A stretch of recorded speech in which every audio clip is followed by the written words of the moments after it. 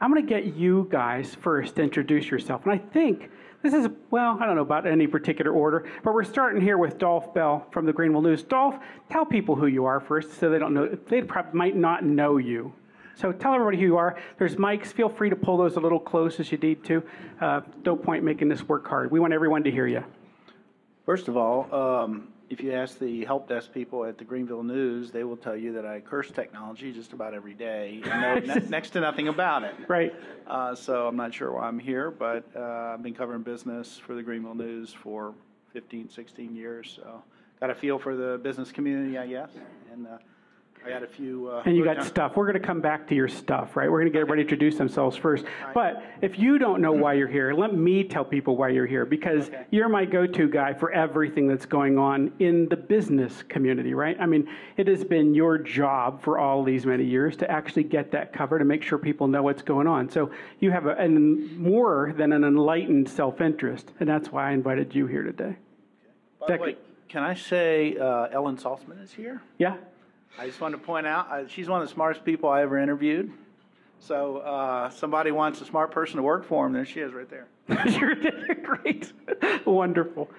Alan, you got a call out. I always think that's pretty good if you can get that in the event. Oh, yeah.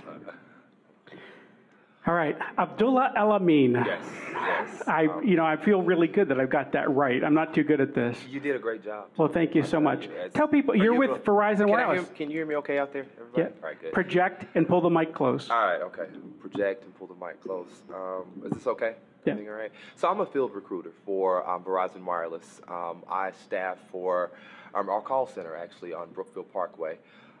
That's the area that I work out of, but I actually staff for the entire company in the call center.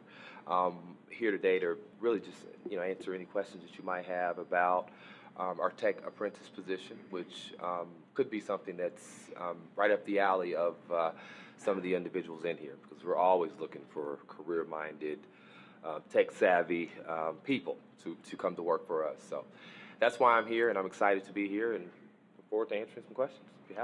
Just the one question, I don't think people really realize how many folks Verizon Wireless employs over there off of Brookfield. That's quite a number.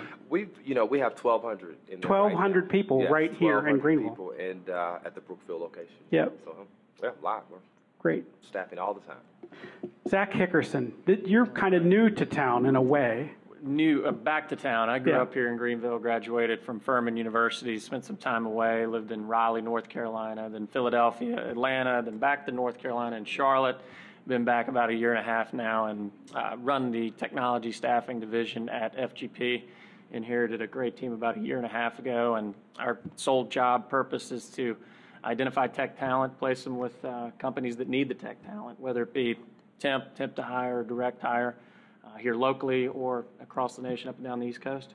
Yep. So that probably gives you, one of the reasons we invited you, is gives you that sort of broad overview of what's going on in town as well as in the larger community. Absolutely. So thanks for having me. Super. Myles Golden. Now I'm going to guess that everybody in town knows you already, but just in case they don't, how about a quick introduction? Absolutely. Brian, your story reminds me of mine a little bit. In 1998, we sold our company, Ivan Allen Company, to Staples. It was a family-owned company, and I got caught up in all of that. Fortunately, I owned a little piece of it, but that set me on a quest to find out what I was going to do the rest of my career. Luck would have it, I found the perfect encore career for me, and since that time, I've been doing career transition and counseling, coaching work through my company, Golden Career Strategies. And we pride ourselves in helping people find more rewarding jobs, and there's a whole lot of categories there. So that's what we do. Yeah, absolutely. Well, thank you all for being here. Let me start. I think it's okay to give a little round of applause for these guys for showing up for us today. Hey, Dolph, let me start with you. Broad spectrum, in the big piece. And tell folks, I don't think everybody knows things that are going on. And the fact is, a conversation with you will yield some probably unexpected things in terms of where there's growth in the community. So kind of give us your overview of what's going on in town that people might not know about. And I'm going to turn this projector off because I think I'm going to keep backing into it if I don't. And that'll hopefully make it Actually, probably everybody knows all this stuff. So, but I wrote down a few notes because I'm a writer, not a public speaker. So if I write it down. Okay, so you can be a writer and not a public speaker, but you have to talk into the mic, and you have to think that you're talking to the back of the room. There we go. Excellent. I think, trying to think, what can I say about tech jobs at Phil's party? And I was thinking, one of the stories that I see here in terms of the big macro stories is I see a revival of manufacturing. And that's not news to a lot of people here.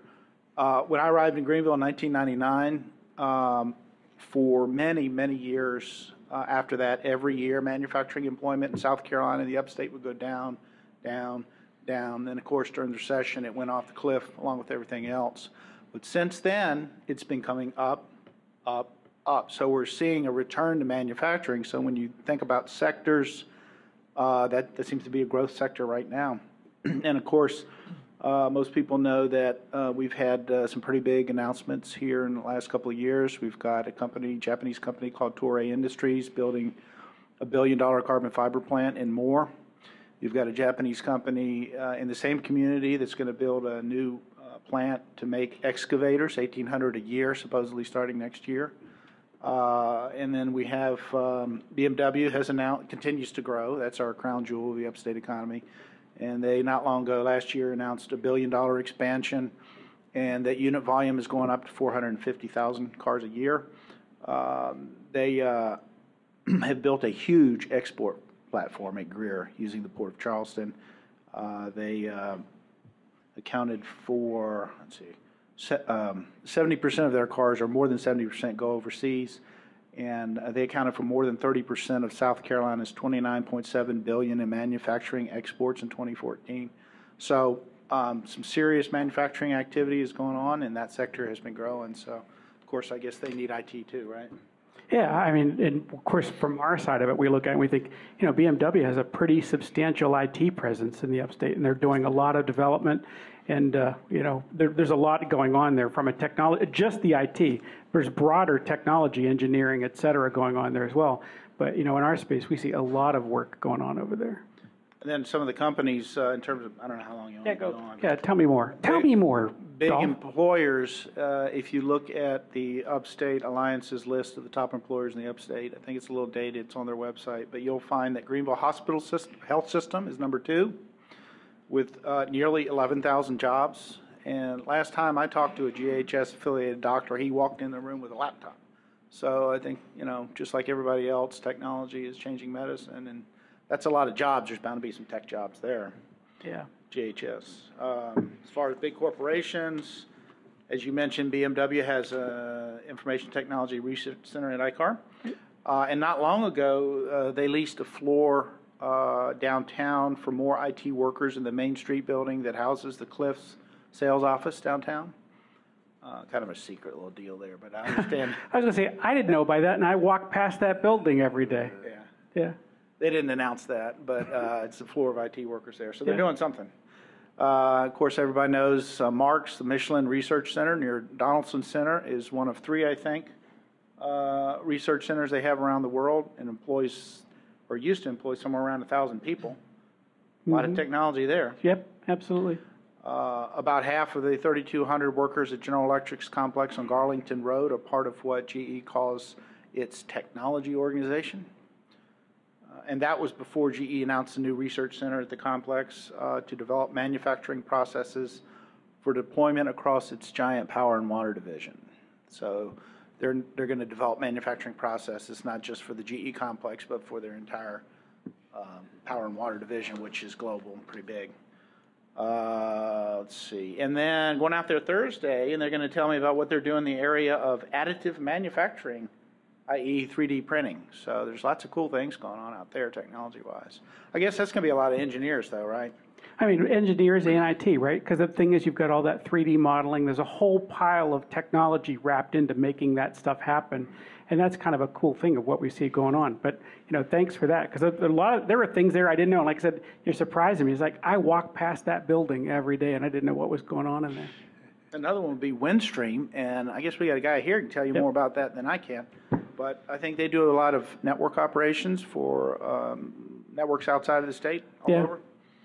And a guy I know that works there, who will go unmentioned, told me that it seems to be growing and that they've got new management that likes Greenville, and you've got some decision makers in Greenville, and future looks pretty good. Is that right? Or? Yeah. You don't want to ask that guy, but yeah. Yeah. That's like asking. Never mind. That's cool. So, and then smaller companies. We got 3 data center companies in Greenville now, right? Right. At least. Medion. Yep. Integral. Tell me the others. Integral. Integral. Okay, I don't know about that one. Is that? You said data centers, right? What Medion does? What do they do? Yeah. And so you've got them. You've got Integral. You've got Windstream. How about this new one called Encore that's I don't know spun that. out of CSI? I didn't know that According one. to a published report, they've got $50 million in revenue. Well, Green Cloud Technologies, don't they do that? no. They're They using don't? somebody else's. Oh, I think. okay. All right. Yeah, right. Is it Green Yeah. Cloud? Okay. There you go. Well, there you go. You got a lot of stuff going on. Very cool. Zach, let me ask you what from a perspective. And again, I'm looking for the broad spectrum, FGP technology, right? And here's the reason I want to ask. Here's a question I want to ask you, and I don't think I apologize because I don't think I prepped you for this one, great. right? Yeah, I know. I'm going to go off script almost immediately.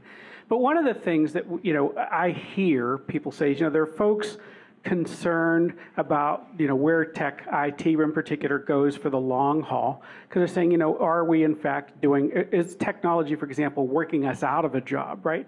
And the thing is, I never see anything like that. From my perspective, what I see that's going on in tech simply opens up new opportunities all the time. And I thought I might get you to reflect on that from your perspective a little bit. That's a good question. For 20 years, they've been saying technology is going to rule out the recruiting field, but we're still around, which is a good thing. Well, from my perspective, just on this, right? So I remember when I went into programming in the 80s and 90s, they said 4GLs were going to make programmers obsolete. Right? And it is the exact opposite of what I've seen, right? Those tools have brought more and more people in doing more and more stuff all the time. Sure. No, you're exactly right. It's evolving.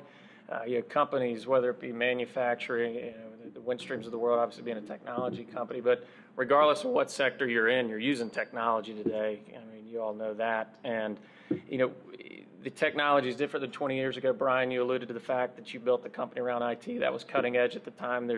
Technology is evolving, but it's not going away. And the human factor is certainly not going away. It's just going to change.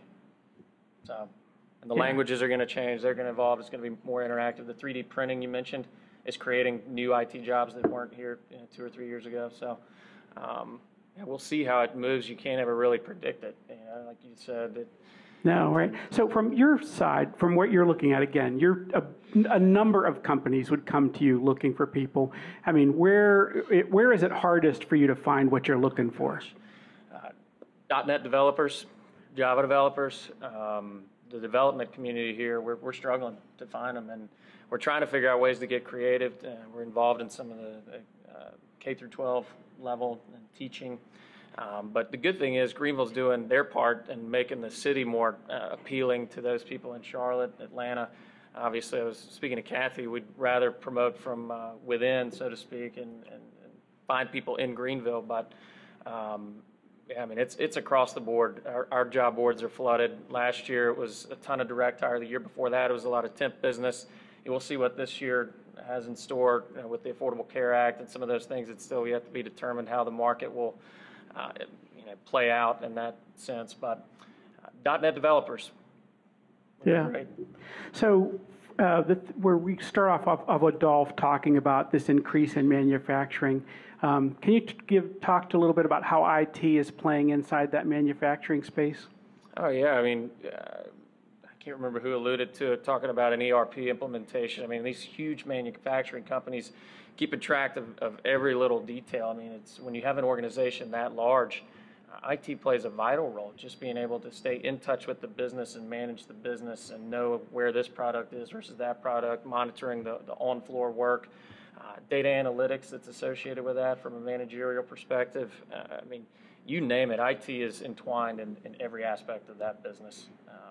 Right. So a guy might be coming in, and I just want to, I'm trying to thread the needle here a little bit, but as Dolph talks about someone coming in building excavators or something like that, but they're keeping track of that with a JD Edwards, an Oracle, SAP, something, right? Yeah. And that is the IT staff that's pulling that together, making sure that works. Yeah, and also the help desk that he mentioned that he calls them all the time complaining about technology. I mean, there's all kinds of facets from a network infrastructure perspective, the applications that they're using, even outside of the ERP software that they're running. There's all kinds of levels, as many of you know, that are associated with IT.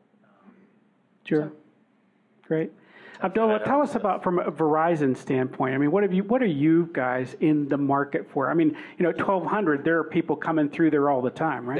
There are. And as I pull that mentioned, in, yeah. Oh, sorry, yeah. And as I mentioned, I staff primarily for the call center, but when you think about one of our postings that we currently have out, which is for our tech apprentice position, I mentioned career-minded, which is, of course, an important aspect and what my hiring managers are looking for to begin with. But skill set-wise, deductive reasoning is so important, and I guess having an understanding of that process is big to us.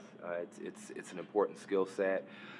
Critical thinkers, that's very broad, I know, but the job specifically that's done in the call center is there's about 50% tech in terms of troubleshooting and really just resolving various issues, whether it be email configuration or what have you. But there's also the heavy, customer service side of it too. So, our ideal candidate, will be someone who's really able to kind of maneuver between those two aspects, really interested in the technology and, again, able to think critically to resolve complex situations, but also really, possess some of those soft skills that help to really hold our company to the level of customer service that we pride ourselves on. So that's in a nutshell, what what we like, what we want to see. So when you started out in this from a deductive reasoning, what is Right. that? How do I know if I've got it or not? Yeah, deductive reasoning, and we do a lot of training around that. But if you can imagine a situation that's positioned to you, a problem of any sort, this not working or that or the other, and it really being positioned as a smaller, pretty minor problem. What we're looking for, what we like to see, and what we actually see in our most successful individuals are people who are able to really dig into situations and, take what they're given, but really just really peel away to get to the root of whatever the situation is, not only to resolve it for that particular customer during that particular interaction, but to prevent it from happening again. Is big for us. And so that's what I mean by deductive reasoning, being able to kind of rule certain things out to get to what the real problem is. Do you guys have one of those questions, by the way? I'm going to get to this later again, I think, but this, one of those questions on the interview is like, how many barbers are there in Chicago, where someone has to figure that out? Well, I can't tell you exactly what's on the interview. And I just say that because in case this gig doesn't work out, I might need some help. You might need that, right? Yeah, we definitely have ways of gauging one's ability to, reason deductively. Sure. This makes sense, but it's not exactly a barber question, but similar to that. I think we use a Banana Man or something. It's just like that, though. It's just not the barber, but yeah. So, yep. Excellent. I'm worried now because I don't think I'd qualify for that. I'm already worried about this. Myles, you're talking to a lot of people as well. I mean, it's typically in that spot where they're transitioning. I'm kind of curious as to what you're seeing in the market, and what do you feel like the needs are? Well, here's what pull that mic to you. Here's what I tell people. I try to put a positive spin on it, and I deal with a lot of unhappy people. Okay, you've lost your job, downsizing, restructuring, glass ceiling, and all of that. But if you had to make a career change, you're in the right place at the right time. Now, everything is trending up. In fact, Ann and I spoke to GSATC chapter for Clemson last week. Now, let people know what that is. Greenville Society of Human Resource Managers chapter on campus, a bunch of bright young people that will be in the job market here in a few weeks. Right. So I thought it'd be interesting to see what was trending. 2015 college graduates, best in number of years, up 16% over last year. So what are their opportunities? IT, of course. It says here that hiring for college graduates this year in the information services up 51%. Finance and insurance up 31%. Business and scientific services up 24%. Government up 24%. Manufacturing up 17%. Nonprofits 16%. And for the first time in over 5 years, companies are starting to pay signing bonuses again. And guess who's going to make the most money? Engineers are graduating and they're getting some salaries of $63,000 to $80,000. That's pretty good for what it's looked like, because we've been doing this for 4 years at Clemson, and 4 years ago, recruiters hiring was down 29% 4 years ago, and it's back now up to over 16%. So it's a good time. We average annually and nationally about 250,000 jobs per month we add, and we're not hitting that. We haven't hit that since last December of 13, but it's ticking up. And unemployment's down to about 5.5%. The biggest problem is underemployment. Right. We have 22 million people underemployed. And that's where I find a lot of people that are coming to me saying, you know, I haven't had a raise in 5 years. You know, I'm in a toxic situation.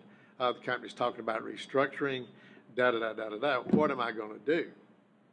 And so we offer services to help them address those issues. Well, and of course, I mean, with unemployment continuing to drop down, that underemployed thing, that we'll pull those guys back out, right? Because quite frankly, some of us it was intentional, some unintentional, right? I mean, both of those things are going on. But this is the opportunity. As unemployment drops, those numbers will pick up. Those folks will get to more fully utilized. You asked two compelling questions in your build-up, though. Where are the jobs, and how do you get them? Right.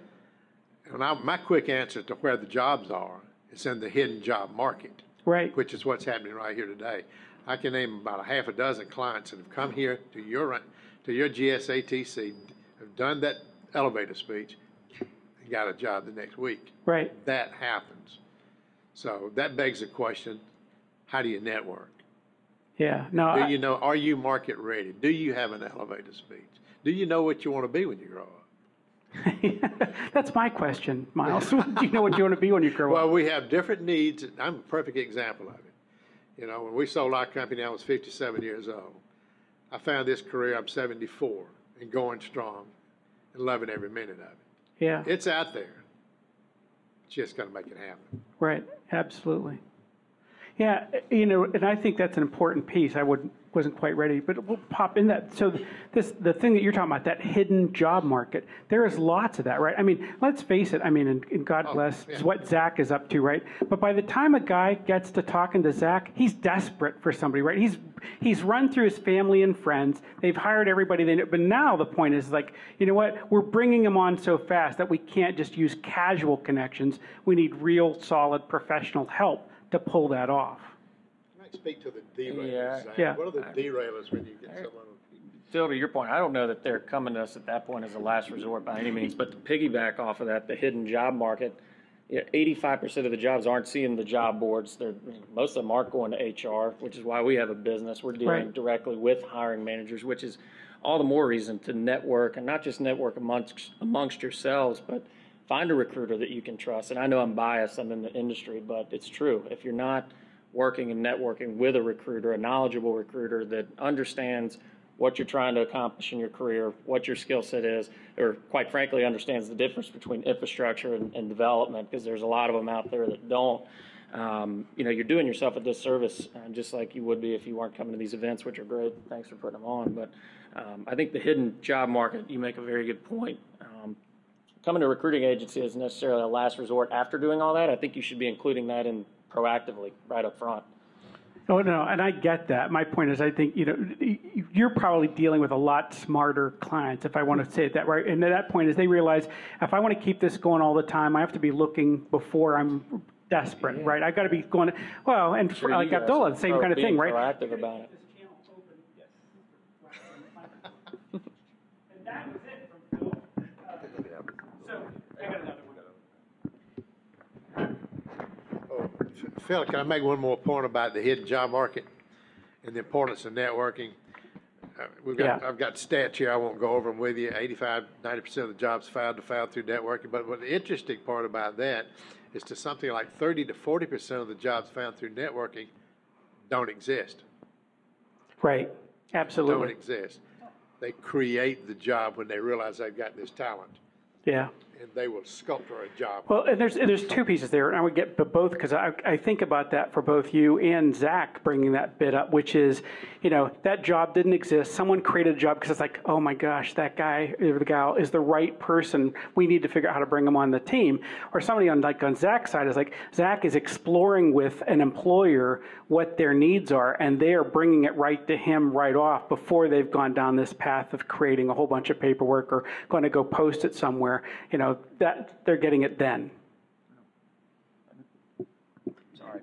Now, not only that, but we have the account management side that's doing that, right, Phil? But also from a recruiting perspective, talking to these candidates and being proactive. You find somebody who is a .NET developer who's within our area that's at a good price point, that's not working. They're going to get snatched up really quick. And so I think the burden, it's a candidate's market out there right now.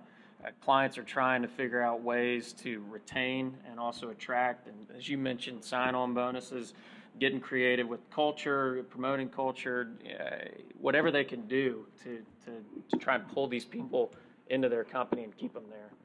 Great. Hey, what do you tell us what you're seeing, Dolph? Yeah. Can I ask Zach a question? Did you say that most of the jobs don't go to HR? I would say. There's a story there, I bet. Why is that? Eventually, maybe, but ideally in our business, we want to talk to the actual hiring manager, understand the business. And there's a lot of great HR programs out there, talent acquisition programs, corporate HR and talent acquisition programs. But ultimately, if you've ever interviewed for a job in the IT sector, the HR manager isn't a .NET developer. They're not a network engineer. So we want to understand the role, not from HR, but from the actual hiring manager, the team, understanding what they're trying to accomplish. So, I know, but I thought I heard you say that a lot of jobs, or most of the jobs, don't go. The other departments don't go to HR and say we need to fill this job. Is that right? Well, they have to go through HR. They got to be drug tested and validated and all of that stuff. But when I started this business 16 years ago, I went to my HR practitioners and executives and I said, "What do you think about this? If I find a candidate for a job and hook that person up with your boss, and that your boss wants to hire this individual," in other words, I've gone around HR and gone to your boss, "What do you think about that? Am I stepping on your toes?" And they said, "Absolutely not." It's a win-win if you think about it. If my boss likes that candidate, they pass my test, I'm happy. It's made my job easier. So we have big advocates of networking to the decision makers. Yeah. That's where the jobs are created. What do you think? I see a look there, a furrowed brow, Dolph Bell. I don't know. I'm thinking perhaps this is incorrect, not to offend anybody in HR, but it gets a little bureaucratic, and you've got all of these factors that come into play that have nothing to do with getting the job done. So there's this system that kind of develops, I guess, to get around the HR rules, I'm thinking. Trying to get around the rules. It's just the process of calling out the requirement of the position. It doesn't have anything to do with the screening process of the drug or the credit. It's simply who initiates or engages a recruiter or who posts the job.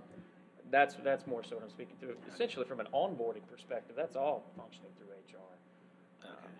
They're two separate issues. But getting the intel to get the job, you don't shop at HR, you network. Yeah, you're networking, you talk to the decision makers. Something that HR people have to deal with quite often is this company, as far as HR is concerned, is HR considered strategic or is it considered transactional? Okay? A transactional mentality towards HR is we need HR to keep us out of the courts and get the paperwork done, that and that. But true professional HR people want to be strategic. They want to be on the leadership team. They want to identify the talent that they need and help find that talent and bring them in. Right. But unfortunately, those two philosophies exist out there. Right. Hey, let me change this for just a second. And Abdullah, let me come back to you for a second. A lot of the things that you talked about, what you were looking for, appear to me to be sort of beginning of career kinds of things for a lot of people. You know, are there opportunities mid-career and later in your organization? What do those look like? There are, and this tech apprentice position is more of an entry level. Before, we didn't offer this opportunity to externals. It was an internal position only, where we promoted from within, and agents from another position got the opportunity to progress to this one.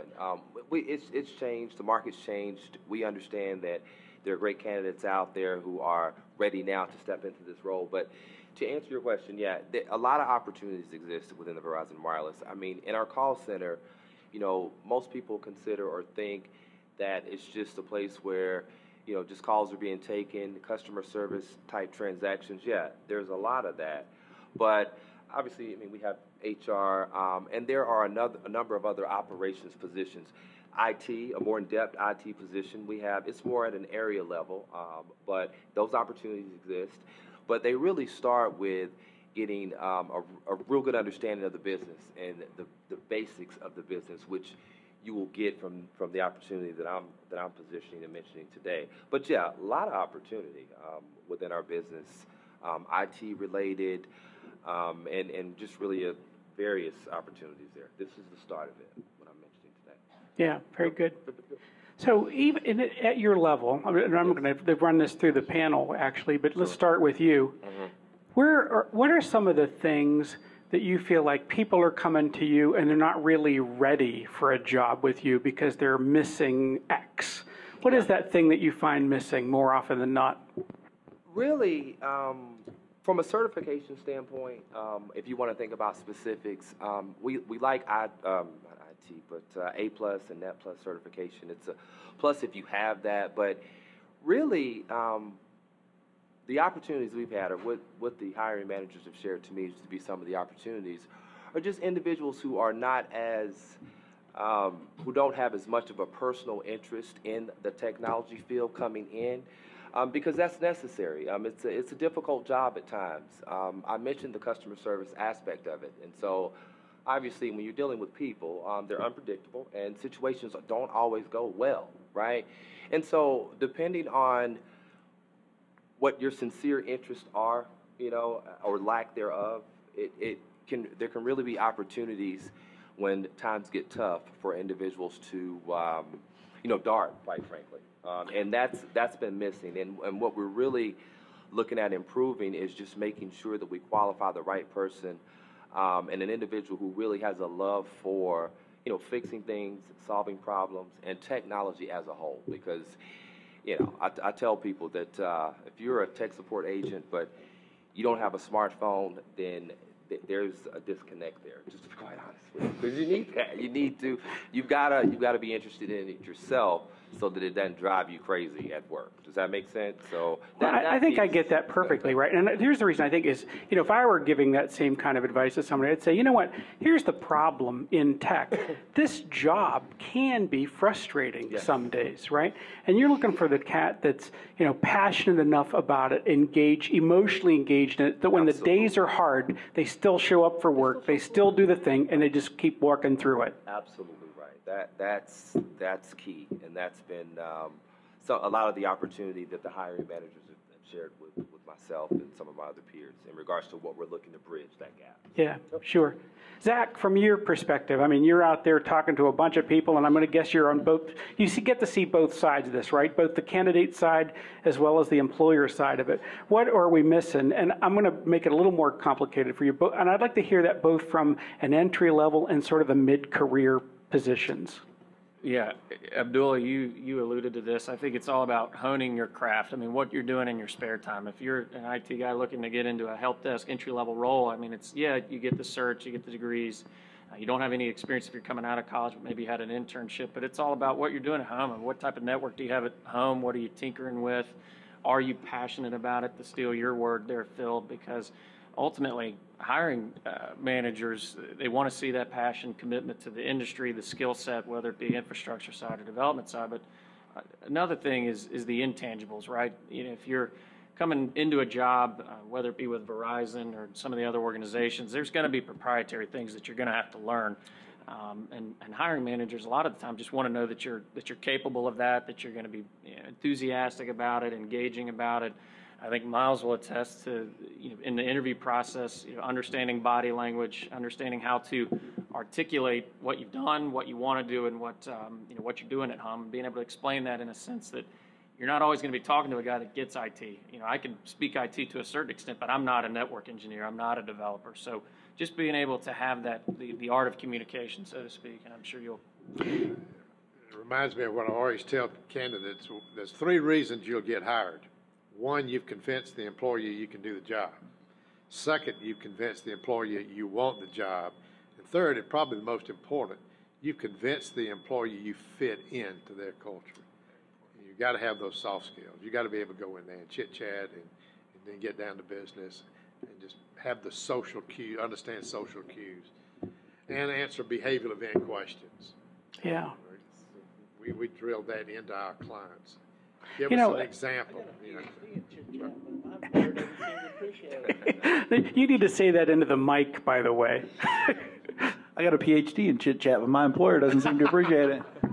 We might need to work on your soft skills. You got to couple that with technical skills. Yeah. Do some work too, huh? Hard to believe that Dolph would need to work on his soft skills. You got that covered. So, Zach, do you think it's any different for the mid-career guys? I'm just kind of differentiating a little bit. Do you think that there's stuff there that's that these guys are not? And I'll take it to something specific because again, I see the furrowed brow. I see a lot of guys that come up and they'll say, you know what, I'm thinking about it, I'd like to go do this, but I'm going to go take training somewhere first as opposed to getting experience. And that always causes me a little bit of concern. Yeah, goodness. Gosh, that's a broad question. And clients, Abdullah, you may look for a certification, a certain degree, certain experiences. There are other clients that are like, I don't care. I just want to know if they can do the job and what they've done that's related to the job. But when you get to that mid-level, and you start thinking about, okay, what's my next step? I think you really have to look internally, figure out, hey, what do I want to accomplish? Which route do I want to continue to take? As technology continues to evolve, there's going to be opportunities for you to maybe, hey, jump over and start a different career path. Maybe you started in the network side of the house and you want to get into more of the mobile development, or we see it all. So really it's an internal conversation as much as it is an external, and I think when you start those external conversations, you got to be conscious of the fact that we live in a very visible day and age, meaning with the LinkedIns of the world, you're not just a resume, you have a presence, you have a social network, Twitter, you mentioned that earlier, and you got to be conscious of how that is perceived, not only when you're networking, but also interviewing and then with your peers. So it's tough. There's no proven methodology to it or science to it, but just being conscious and really trying to figure out what you want to do and accomplish in the long term. Yeah. I was going to piggyback what Zach mentioned. Yeah, it's I guess the approach, it can work both ways depending on the situation. But yeah, understanding I think the qualifications for what you want to do and really investing that time wisely and going about obtaining those qualifications is very important. And yeah, the internal talks are very important because some groups don't necessarily need this, that, and the other to be successful in a particular aspect. And so I guess taking time to acquire degrees or what have you, I mean, it's a good thing, but I definitely think you should be, I always mention to employees and prospective candidates to be strategic because, you're likely going to have to invest time in developing your skill set once you get into that organization. And there are going to be specific ways that you are going to be able to accomplish that. And, just want to make sure you spend your time wisely. Not just obtaining degrees just to obtain them and then not have have them not work for what you want them to work for. So. Hey, I'm going to start this with Myles down there. Myles, let's imagine that I'm some cat out there looking for a new gig, and I'm saying, Myles, I don't want to mess this up. What are some of the ways that you would advise me on short? I know you've got a long program for doing that, but what are just is there some advice you think you could give me that would help me in my search right away? Well, Yogi Berra had it. He said, if you don't know where you're going, you probably won't get there. Right. So I call it the diagnostics. let's use our tools that we have available to us today, career interest, leadership skills, values exercises, and what does the diagnostics tell us about the most suitable career path for you? And guess what? It might be enterprising. It might be entrepreneurial. It may be a time in your career that you say, you know what, I've been downsized 5 times now. I think it's time for me to do my own thing. I want to be in control of my own life. And ask Michael Bolick if that was a good decision about 10 years ago. You know, it's funny you should bring that up. I was sitting in a room with Michael Bolick last night, and he told the tale, and he alluded to you not by name, but I thought, you know, just think about that, making that change, right? Making that change to something entrepreneurial. For him to be an entrepreneur. Well, he assessed really high as an enterprising entrepreneurial, high in investigative, and high in realistic. Engineers are quite often assessed high in realistic. So the assessments basically said, Michael, you need to be the top dog. You need to be an entrepreneur. And he said, my dad was an entrepreneur, my brother's an entrepreneur, I'm the only black sheep in the family. That was his quote. Oh, and by the way, Myles, what do you mean by networking? He said that? Yeah. What do you mean by, you know, it's funny, he told part of that tale too last night. Yeah, very good. And we made it happen. Yeah, very good. How much was that decision worth? $72 million. 72 million in stock. He will also tell you. Yeah, it's all in paper, but maybe. And I remember the business plan going to, research authorities, South Carolina along to borrowing $500,000, pulling investors together, all that stuff. But he was really high, enterprising entrepreneurial. And I think that's one of the reasons, by the way, I think is good to get someone like you involved in something like that, because they get that sort of outside opinion, right?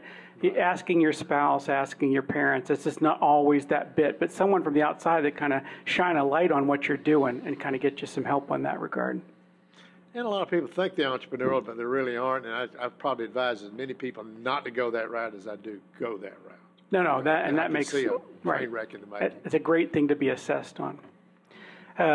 Zach, how about you from an advice standpoint? What kind of advice are you giving a candidate? You know, let's imagine you run into them at Tech After 5. I can't imagine you'd show up at something like that, but just for a moment, imagine you're hanging in a room full of tech guys with a beer in their hand. What kind of advice would you give them? Call Blake Coleman at FGP. Great. He's sitting right there at the front table. I see. You know, I can speak to it at a very macro level. Blake Sure.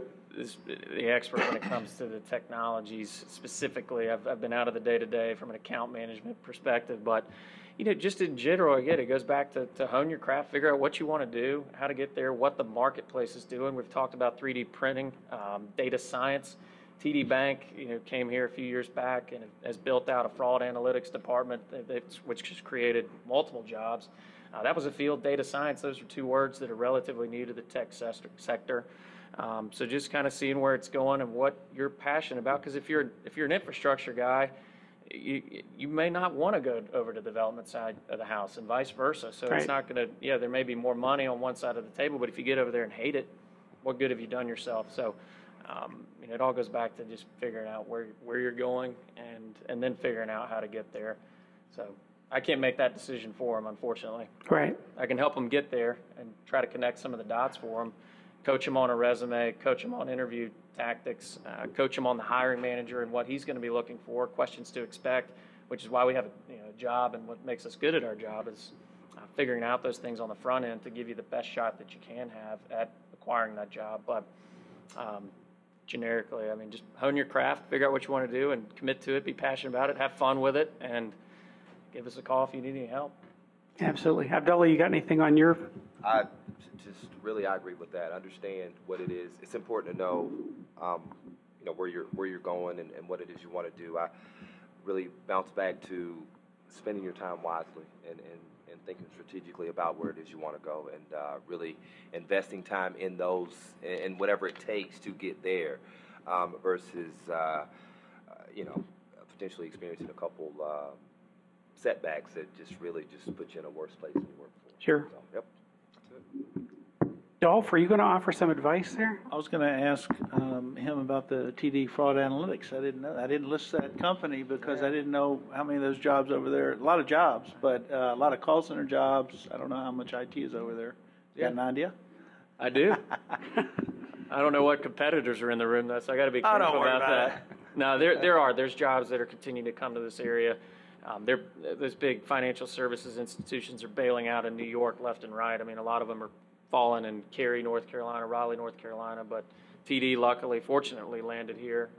You've alluded to some other companies that are coming this way, and yeah, TD Bank is growing. There's a big company that's going to bring some IT jobs, but I can't tell you about it yet. So just read the I'll Greenville tell you about News the every fraud day. analytics at TD if you can divulge that. I like this. They're swapping. This is networking, friends. We'll They're talk doing it in afterwards. front of you. This is what this looks like. Thank you. Thank you very much. A round of applause for our panel.